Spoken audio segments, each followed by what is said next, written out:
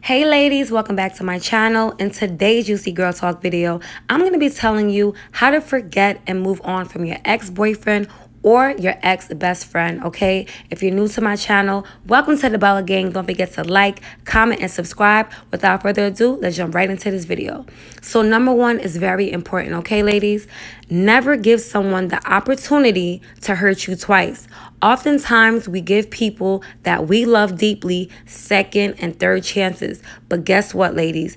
Every single time you give an ex-friend or an ex-boyfriend another chance, you're literally showing them that it's okay to hurt you because they know the love you have for them.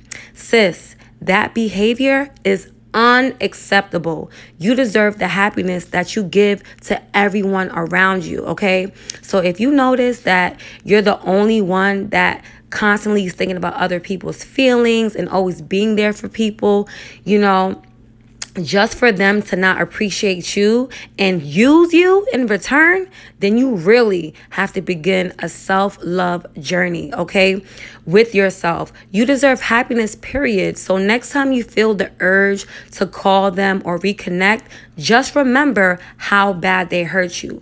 That's one of the main things that was able to help me get over people that I loved and cared about me. I just thought about over and over, what they did that hurt me, what they did that ultimately led our fallout, okay? So, me personally, what I do is I write it down. Every time they call me, I just go to my diary and I see like, okay, this is the reason why you're not talking to this person. Or I would change their name in my phone as like a reference to what they did about me. So if it was a best friend that I had that was a snake, I would, change her name to Snake. So every time she calls me, then I'm like, ooh, even if I miss her, I'm like, once I see that name Snake, it reminds me of what the hell she did, and then I don't even miss her no more, and I hold my ground. So it's very important that you remember the hurt that they caused you. So if that means writing it down or changing their name in your phone to, whatever they did to you, then do that, sis, okay? But whatever you do,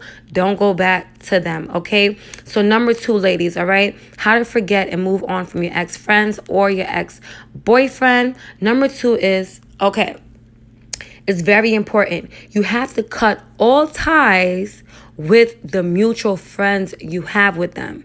The reason why it's so important to cut off the mutual friends is so that you don't have to deal with seeing them at the same party or get together, especially if you're the type to go out a lot, okay? And you're most likely going to bump into your ex-best friend or boyfriend, all right? This will trigger you to miss them and keep them in your life if you happen to see them at a party. I don't know about you ladies, but if me and my man just broke up and I see him at a mutual friend's party 2 or 3 weeks later after you done broke up, most likely he's going to approach me, and next thing you know, we will be back together in our toxic ass relationship. It's not that easy to have, it's that easy to have toxic people re-enter your life, sis, okay? It's not your fault. When you have an emotional connection with someone, the hardest thing to do is to move on because your heart wants what your heart wants. But for your mental health, I'm telling you, for your mental health and for you to regain peace in your life, you have to remember that cutting them off is for the better, all right? So people might think you're acting fake, like, oh, just because you broke up with such and such, or just because you're not friends with such and such, that's so petty of you not to talk to us. I don't understand. And another thing, the reason why you want to cut off mutual friends, because I'm sorry, I don't believe in having neutral friends. If I'm beefing with a chick and you guys are kiki, ha, ha, ha, and hanging out, guess who's going to be the topic of the conversation when I'm not there? You will be, all right? And that just never sat right with me, having friends that's cool with my enemies, because I feel like you're an enemy too. You cannot be neutral, especially if, we have mutual friends and you know what my best friend did to me and you continue to like F with the person. I'm going to look at you funny. I'm going to look at you crazy. So with that being said, to protect my peace and to, just for the sake of not having fake people around me, I'd rather cut off the mutual friend and the best friend, okay? And also, the same thing goes for your ex. You know, let's say, you know, you were really cool with your ex's friends and your ex's mom. It's not okay to still continue to speak to his mom and his sisters because they didn't tell you when he was cheating on your ass. All right, they didn't feel remorse for you when he cheated on you. I just feel like it's just not healthy to still maintain relationships with people that are close to people that hurt you because they don't have, you know, your best interest at heart. Especially if it's his mom. You know, no matter what bad thing her son has done to you, she's always gonna ride for her son because that's her blood.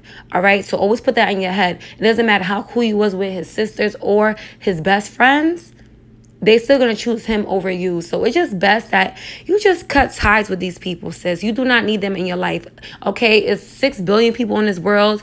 You're going to eventually meet new people, okay? You'll live. Now, let's move on to number 3, how to forget and move on from your ex-friends and your ex-boyfriend. All right, so number 3 is, okay, let's be honest. Cutting someone off that you love so much is going to be one of the most hardest things you'll ever have to do in life. I personally went back to the same toxic guy that I was in love with, y'all, okay? Back and forth with him for over a year and a half, all right? I had an ex-best friend that was like my sister. We were so close that I couldn't accept the fact that we were no longer friends, right? So each time she would call me, I would pick up. We would go back to being friends just to have yet another freaking fallout, all right? She started doing a lot of fake things to me, but because I had so much love for her and felt that I would never have another friend like her in my life, I would accept when she would be cool with my enemies. Although the red flags were there and people told me I should have been cut her off. Once again, I didn't have the willpower to cut her off because I had so much love for this girl, right? For her, which is why in order for you to forget your ex-man or friend, you literally have to pray to God. Ask God for help. Tell him to please give you the strength to forget about these people and move on with your life because they no longer make you happy. Tell God your pain, best friends, okay? Once you get into the habit of praying, then life in general will get easier for you. I promise, all right? Do I miss my old friends and old exes? Of course I do. We're human. I do. But God allowed me to miss these people without wanting a reconnection. If I saw my ex-best friend today or my ex-man, I would say hi and keep it moving. Or I would say nothing at all because God allowed me to be strong and put myself and my feelings first. You have to learn to love people from your past from a distance. All right, I'm telling you that's the best gift you can give yourself. Give yourself a peace of mind. Aren't you tired of hurting? I don't know about you, but after getting hurt so many times, man, you become numb to it. And it's just not a good feeling, And if you find that you keep getting hurt, then number 4 definitely applies to you. So listen up, okay? All right, boom. Number 4 is, after you've done all of these steps and you have successfully got over your ex-friend and ex-boyfriend, it's very important that moving forward, ladies, in your life, if you come across new friends and a new man, make sure that they do not exhibit some of the same traits of the people that caused you so much hurt in your past. Because just like history, your hurt will continue to repeat itself. Before I started to love myself more and ask God to help me disconnect from toxic people, for years, Bella Gang, okay? I kept meeting new friends, meeting a potential bae, only to be hurt over and over. It seems like the people that I allowed in my life did the same things that the people before them did to me. So, like, for instance, if I broke up with an ex for cheating, then the next few relationships, situationships I had ended because of cheating. But it was my fault because these men that I would pursue were good looking, popular, with commitment issues. And I'm sure every one of you can agree that, you don't see men as F-boys or cheaters in the beginning. They do everything right. And as foolish as this sounds, I was the girl that used to think, yeah, he's a cheater, but if I treat him really good, if he sees I'm a good girl, he would stop his player ways for me, and I'm going to show him how to love me by loving him how I would want to be loved. Yep, that's going to make him love me. And guess what? I was rudely mistaken, y'all. Nowadays, one red flag, that's all it takes. One red flag and I'm gone. I can't stress this enough. But the red flags that we ignore in the beginning are the red flags that you end up breaking up over. I promise you. It never fails. Comment below if you can relate to this. If you ignore the red flags in the beginning and that's the reason why you guys broke up. My ex, when I first met him, he was so sweet. He would buy me gifts and stuff, but I noticed he would be lazy. And then he started getting rude. And, towards the end of the relationship, I didn't even know who he was anymore. Because let me tell you something about guys. In the beginning, they put on the act, but it's so long that they can keep up with the act before their true feelings and their true self comes out, right? So that's why I say, if you see a little characteristics in a guy that you don't like, just know, that's them masking it. So imagine them unmasking it and later down the line, you see them for what they are. Don't wait so long that, you wait until they completely change on you to take a trash bag and throw the whole dude away. If you see a guy changing and it hasn't even been 2 months yet, oh, hell no, that's a big red flag, okay?